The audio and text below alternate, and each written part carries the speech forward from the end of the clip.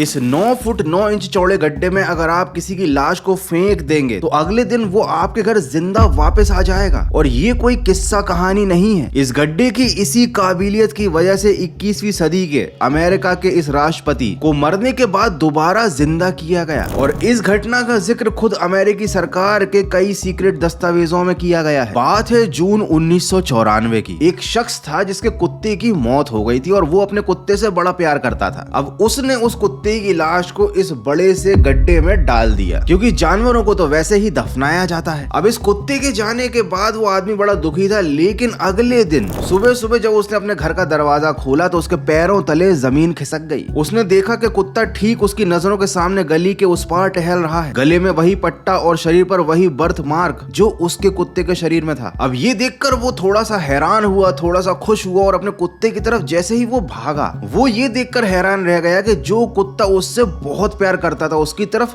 भागता था उससे लिपटने के लिए, वो उसे देखकर दूर भाग रहा है, उसे इग्नोर कर रहा है, ऐसे जैसे कि वो उसे जानता तक ना हो। कुछ दिन बीतने के बाद एक बात और सामने आई कि जो कुत्ता जब पहले जिंदा था, जो बड़े शांत स्वभाव का था, वो उस इलाके का सबसे एग्रेसिव डॉग बन चुका है। कहना तो नहीं चाहिए, लेकिन ऐसा लग रहा था जैसे कि उस गड्ढे में जाने के बाद नरक के किसी शैतान की आत्मा उस कुत्ते के अंदर घुस गई हो। मतलब शरीर बस उस कुत्ते का था, लेकिन उसके अंदर की आत्मा किसी और की थी। लेकिन किसकी? और अगर आपको ये सारी बातें सुनने में बड़ी अजीब सी लग रही हैं कि गौरव भाई क्या बहकी बहकी बातें कर रहे हो, तो मैं आपको बता दूं, इस गड्ढे का जो रहस्य मैं आपको बताने वाला हूं ना, उसका ये छोटा सा हिस्सा भी नहीं है। लिटरली इस गड्ढे की मदद से एक बार टाइम ट्रेवल भी किया गया था और साथ ही एक मॉन्स्टर स्पीशीज की खोज भी की गई थी। तो आखिर कहां पर है ये रहस्यमय होल? कौन था वो अमेरिकी राष्ट्रपति जिसकी लाश को इसमें डालकर जिंदा किया गया था? और कैसे ये जगह टाइम और इंटर डायमेंशनल ट्रेवल जैसी चीजों को पॉसिबल बना देता है? तो चौंकने के लिए हो जाओ तैयार, क्योंकि आज हम खोलेंगे सारे राज इस बॉटमलेस होल के आज के फाड़ो वीडियो में।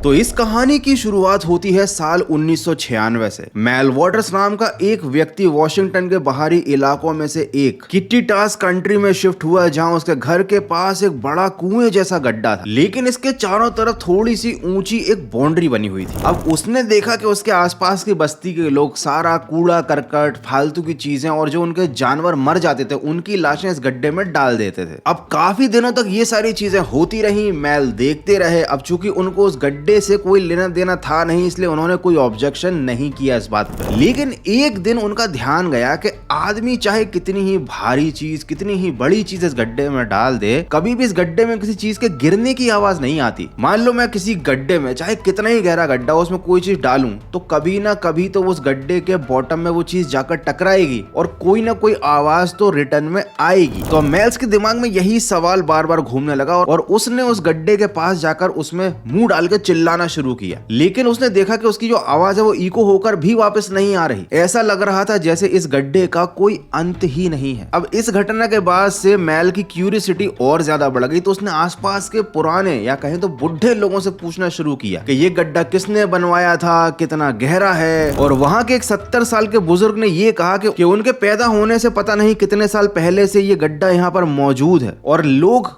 कई सालों से इसमें अपना कचरा डाल रहे हैं, लेकिन आज तक ये गड्ढा भरा नहीं है और उनका सामान कहाँ जाता है किसी को नहीं पता। इवन यहाँ तक कि मरे हुए जानवरों की लाशें जब इसमें डालते हैं तो इसमें कोई सड़ने की बदबू तक नहीं आती। अब ये सारी बातें सुनकर मेल को काफी अजीब लगा, उसकी क्यूरियोसिटी और ज्यादा बढ़ गई, तो उसने गड्ढे के आसपास नजर रखना शुरू कर दिया और उसने एक बड़ा अजीब सा पैटर्न नोटिस किया कि जब भी कोई जानवर इस गड्ढे के पास जाता है, खासकर 100 फीट के रेडियस में, तो वो अजीब सा बिहेव करने लगता है, वो जानवर डरने लगता है, जैसे कि उसे कोई बुरी शक्ति या फिर नेगेटिविटी फील हुई हो। और ये बात तो हम सब जानते हैं कि जो जानवर होते हैं वो जल्दी इन सब चीजों को सेंस कर लेते हैं। तो इसका मतलब जानवर इस इलाके में कोई तो नेगेटिविटी या फिर बुरी एनर्जी को फील कर पा रहे थे। लेकिन क्या बस ये सारी चीजें इत्तेफाक थी? बिल्कुल नहीं। एक बार मेल रेडियो सुनते सुनते इस कुएं के पास पहुंच गए ठंडी हवा लेने के लिए। तभी रेडियो खरखराने लगा और जैसे ही वो कुएं की दहलीज पर बैठे, ब्रॉडकास्ट पूरी तरह से बदल गई। रेडियो चैनल तो वही था, लेकिन ब्रॉडकास्ट चलने चलने लगी 1950 या 1960 के दशक की। मानो उस गड्ढे से उस दशक की रेडियो वेव्स आ रही थी, जो केवल तभी संभव था अगर उस गड्ढे के पार किसी दूसरे टाइमलाइन का दरवाजा हो। अब तो भैया मैल के सब्र का बांध टूट गया और उसने अपने जीवन का एक ही मिशन बना लिया कि वो इस गड्ढे के रहस्य को अब सुलझा के रहेगा किसी भी कीमत पर। मैल एक बड़ा ही एक्सपीरियंस्ड शार्क फिशरमैन था। उन्होंने एक फिशिंग लाइन ली, एक छोर पर एक छोटा सा कंकड़ फंसाया ताकि जैसे ही वो नीचे किसी जमीन पर लैंड करे तो महसूस हो सके, और बस फिर फिशिंग लाइन को अंदर डालते चले गए। एक बंडल खत्म हो गया तो उन्होंने दूसरा लगाया, दूसरा खत्म हो गया, तीसरा, चौथा, इस तरीके से उस गड्ढे की गहराई खत्म ही नहीं हो रही थी। अब ये करते करते भी मैल ने हार नहीं मानी। उन्होंने दर्जनों फिशिंग लाइन एक के बाद एक जोड़ दी and you will be shocked to know कि करीब 80,000 फीट या करीब 24 किलोमीटर तक रस्सी भेजने के बाद भी उन्हें उस गड्ढे का अंत नहीं मिला। ये बात तो तुमको पता ही होगी कि इंसानों के द्वारा अब तक का सबसे गहरा गड्ढा रशिया ने बनाया था 1970 से 1992 के बीच। 22 सालों में $10 करोड़ से ज्यादा खर्च करके वो गड्ढा खोदा गया था, केवल 40,230 फीट तक। और इससे ज्यादा गहराई तक खोदने के लिए ना उनके पास फंड बचे थे और ना ही ऐसे कोई इक्विपमेंट्स थे जो इतनी गहराई में और गहरा या कहें तो और आगे तक गड्ढा खोद सके। और ये जो गड्ढा था ना जिस पर मैल अपना दिमाग लगा रहे थे, वो तो इससे भी ज्यादा, मतलब कहें तो करीब दुगुनी गहराई का था। फिर भी इसके छोर का या इसके अंत का पता ही नहीं लग पा रहा था। अब आपको लग रहा होगा कि ठीक है, गड्ढा बहुत गहरा था, किस्सा खत्म, लेकिन असली कहानी तो अब शुरू होती है। 21 फरवरी 1997 coast to coast AM with Art Bell नाम के रेडियो शो में एक कॉल आई। कॉल करने वाले थे मैल वॉटर्स, और उन्होंने इस रेडियो शो पर कॉल के दौरान अपने साथ घटी हुई उस गड्ढे वाली घटना को पूरा एक्सप्लेन किया, जिसके बाद लोगों में एक सनसनी फैल गई। I just felt I was in the presence of something extraordinary, something beyond extraordinary, something like in that category of having a religious thing.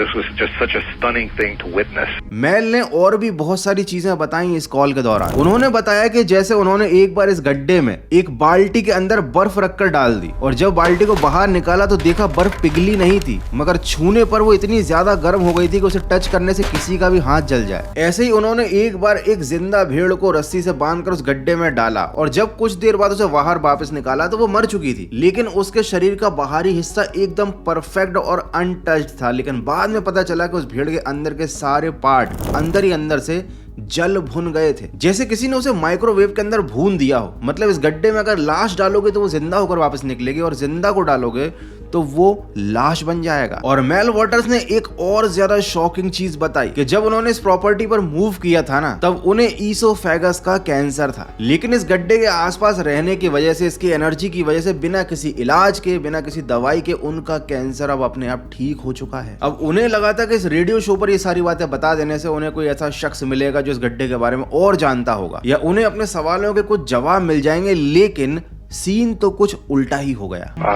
After the show on Friday night, I went out there and noticed there were some helicopter activity around the property. There was further helicopter activity the next day. And so I figured that clearly somebody out there listens to your program. 2 दिन बाद जब वो सुबह उठे तो उन्होंने देखा कि उस कुएं के आसपास कई फीट तक घेराबंदी कर दी गई है और सेना की यूनिफॉर्म पहने हुए लोग वहां आसपास टहल रहे थे। जब उन्होंने पूछा कि क्या हुआ तो उन्हें बताया गया कि यहाँ आसपास एक प्लेन क्रैश हो गया है और ये अब एक इन्वेस्टिगेशन सीन बन चुका है, जिसकी वजह से अब उनको, मतलब खुद मैल को, अपनी प्रॉपर्टी में इस इलाके में आने जाने की परमिशन नहीं है। अब चूंकि मैल बहुत चालाक थे, उन्होंने आसपास देखा तो उन्हें कोई जहाज का मलबा नहीं देखा। वो समझ गए कि उनसे झूठ बोला जा रहा है, तो उन्होंने थोड़ी जोर जबरदस्ती की, थोड़ा प्रेशर बनाने की कोशिश की। तो एक अधिकारी ने उनको अलग से ले जाकर ये समझाया कि अगर तुमने ज्यादा बहसबाजी करी या हमारे काम में दखल अंदाजी की तो तुम्हें अपने इस सुनसान इलाके में बने हुए घर के अंदर ड्रग्स की फैक्ट्री चलाने के जुर्म में अंदर डाल देंगे। अब मैल का मुंह तो बंद हो गया था, लेकिन कुछ दिन बाद उन्हीं ऑफिसर्स ने मैल को एक बढ़िया ऑफर भी दे दिया कि सरकार तुम्हारी जमीन को लीज पर लेना चाहती है, बदले में तुम्हें समय समय पर $2.5 लाख मिलेंगे, लेकिन उसकी एक शर्त है कि तुम्हें ये देश छोड़कर कहीं जाना होगा और इस गड्ढे के बारे में तुम कभी भी किसी से कोई चर्चा नहीं करोगे। अब मैल के पास कोई ऑप्शन नहीं था, उन्होंने ये ऑफर स्वीकार लिया। वो देश छोड़कर चले गए। कई साल बीत गए। अब मेल को अपने एक फैमिली फंक्शन में वापस अमेरिका आना पड़ा। तो जब उन्होंने सोचा कि फैमिली फंक्शन में जा ही रहे हैं तो चलो अपने उस घर को भी घूम कर आ जाते हैं जहां पर वो गड्ढा था, जहां पर वो कुआं था, लेकिन सोल्जर्स ने उन्हें ऐसा करने से रोक दिया। अब मैल बहुत बहुत ज्यादा फ्रस्ट्रेट हो चुके थे। उन्होंने बाद में 20 दिसंबर 2002 के दिन फिर से उस रेडियो स्टेशन पर कॉल किया और मिलिट्री और उनके बीच की सारी बातें, सारे राज और सारी डील्स को खोल कर रख दिया।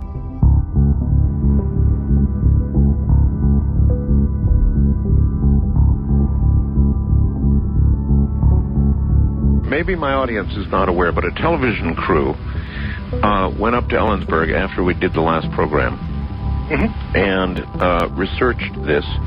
And I'll be doggone, they didn't find the hole, but they did find near the area where you were talking about a lot of military boot prints and all kinds of information that would indicate the military, in fact, had been there or was there. Oh, they would have probably seen a lot of yellow gear tread marks in the ground. Yep.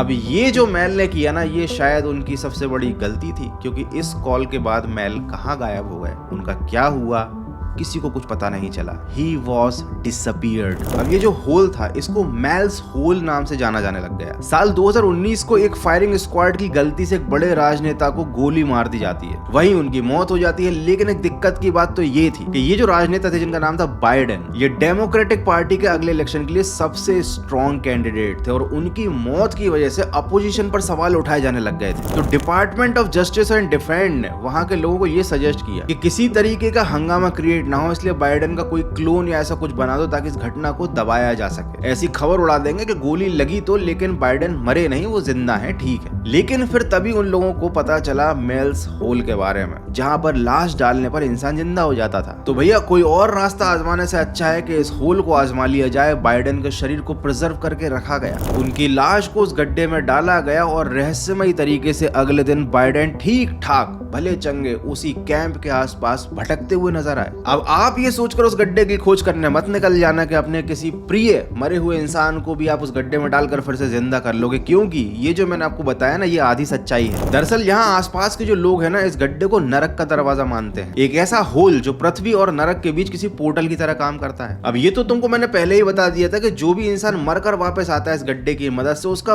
Behaviour ही बदल जाता है। अब ये Joe Biden की 2018 के interview की footage है, उसे जरा गौर से देखो, उनके बोलने के तरीके को, उनकी क्लैरिटी ऑफ थॉट्स को तुम जरा गौर करो।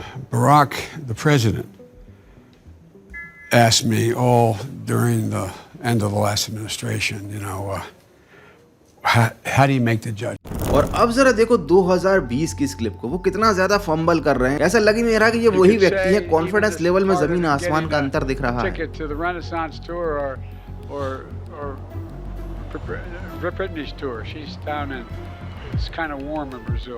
अब चूंकि ये इंटरव्यू की क्लिप्स पब्लिकली अवेलेबल है, तो लोगों ने भी इस चीज के ऊपर सवाल उठाए, क्योंकि मेल्स होल के बारे में बहुत सारे लोगों को पता चल चुका था इंटरनेट की वजह से। अब मेल्स होल से जितने जानवर वापस बाहर आए थे जिंदा होकर, उनका बिहेवियर बदल गया था, बाइडेन का भी बदल गया था। और ये क्यों हुआ है, इसको समझने के लिए तुम्हें नरक का कॉन्सेप्ट पता होना चाहिए। ये नरक एक ऐसी जगह होती है जहाँ आत्माओं को लगातार यातनाएं दी जाती है, कोड़े मारे जाते हैं, गर्म तेल में खौलाया जाता है। और चूंकि ये आत्माएं अपने कर्मों की सजा भोग रही होती है, तो इनको एक मौका चाहिए होता है कि इस नरक से कैसे भी करके बाहर निकल जाएं। अब जैसे ही कोई लाश इस गड्ढे में आती है, तुरंत उसकी लाश पर किया जाता है आत्माओं के द्वारा कब्जा। अब पता नहीं कैसे, लेकिन उस गड्ढे के जरिए वो आत्माएं उस भौतिक शरीर का इस्तेमाल करके वापस दुनिया में आ जाती हैं, क्योंकि बिना शरीर के वो नरक से नहीं निकल सकती थी। लेकिन ये एक थ्योरी ही है, क्योंकि ना किसी ने नरक को देखा है और ना ही किसी ने मेल्स होल के अंदर जाकर देखा है, और अब कोई देख भी नहीं सकता, क्योंकि जिसकी प्रॉपर्टी पर यह गड्ढा था, जब उसको ही गायब कर दिया गया, तो कोई और शख्स यहाँ पर जाकर इन्वेस्टिगेट करने की हिम्मत क्यों ही करेगा। लेकिन एक बात तो सही साबित हो चुकी कि इस गड्ढे में कोई ना कोई खतरनाक रहस्य जरूर छुपा हुआ है, तभी तो इस मेल्स होल के आसपास के एरिया को रेस्ट्रिक्टेड कर दिया गया। Across from me over here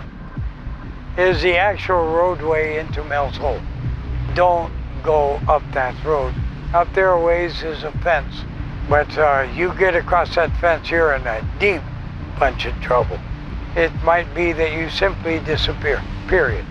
ठीक वैसे ही जैसे कि एलियंस या यूएफओस के सबूत मिटा दिए जाते हैं। लेकिन ये जो होल है ना, इसका रहस्य, इसकी मिस्ट्री किसी एलियन या किसी यूएफओ से ज्यादा गहरी है, क्योंकि ये हमारी धरती पर फिजिकली मौजूद एक ऐसी जगह है जो ऐसे काम कर सकती है जिसके बारे में इंसानों ने कभी इमेजिन भी नहीं किया। और हमें नहीं पता कि इस गड्ढे का इस्तेमाल करके और क्या क्या किया जा चुका होगा। अब तुम उस गड्ढे में नहीं जा सकते, यहाँ तक कि उसके आसपास भी नहीं जा सकते, लेकिन एक जगह तुम जा सकते हो, वो है लाइक का बटन। वहां पर अपनी उंगली को ले जाओ और उस बटन को दबा डालो। लेकिन ये काम तुम्हें सिर्फ तब करना है अगर तुम्हें वीडियो अच्छा लगा है। और अगर तुम पहली बार इस होल में आए हो, आई मीन टू से इस चैनल पर आए हो, तो फटाफट से चैनल को सब्सक्राइब करो, क्योंकि आते रहते हैं यहाँ पर ऐसे ही मिस्ट्री से भरे हुए फाड़ू वीडियोस। तो that's it for today, take care, goodbye. और मुझे कमेंट करके जरूर बताना कि तुम्हें क्या लगता है, क्या मेल्स होल में वाकई में कोई ऐसा रहस्य, ऐसी कोई शक्ति छिपी हुई है, या फिर ये सिर्फ एक मनगढ़ंत कहानी है।